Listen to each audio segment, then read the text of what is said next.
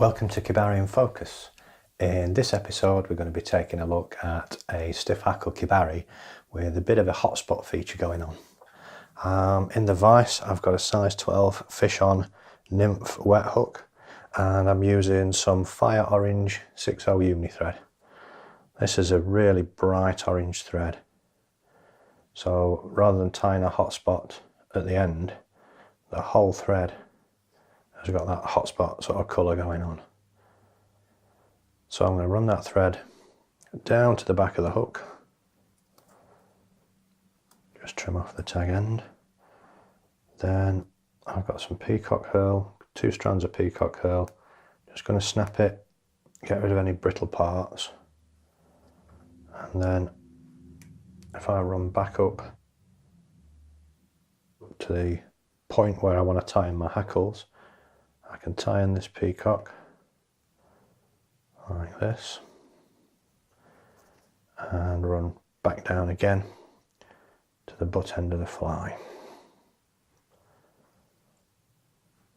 So we've got the peacock herl tied in where we'd like our hackle to start, and we've got the thread down at the butt end. So now I'm going to take the peacock herl all the way to the back of the fly.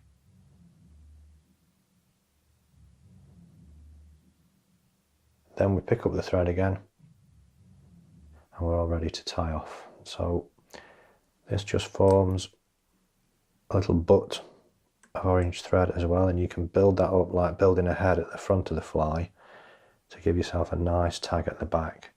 Then when we come forward, we're going to go in slightly open turns in amongst the peacock herl. This helps to lock down the peacock herl because the turns are going the opposite way in the peacock herl to the way they are going in the thread, and that just helps protect that from the trout's teeth. The hackle I'm going to use for this is a sort of red game, brown, ginger, whatever you want to call it, and if you can see, it's got a dark side and a light side. If I wrap that around, maybe, no, it's not the easiest to show both colours at the same time. Maybe you can see that there. So the light side is the side that's facing the bird, and the dark side is the side that's facing the outside world. So we want the light side to face forward. It's something we picked up from Masami Sakakibara amongst others in Japan. If you tie the light side facing forward, it makes it much easier to see subsurface.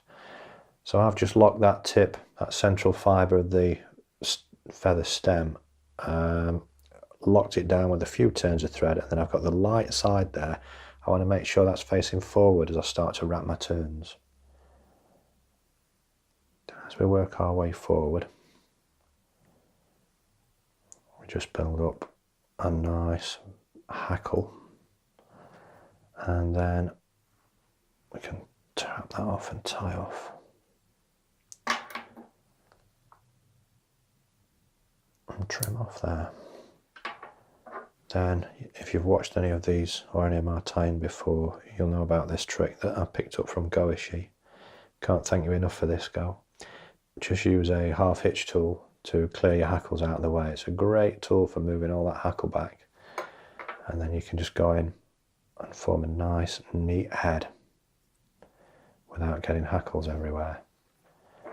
Then it's just a case of a quick whip finish and we're done.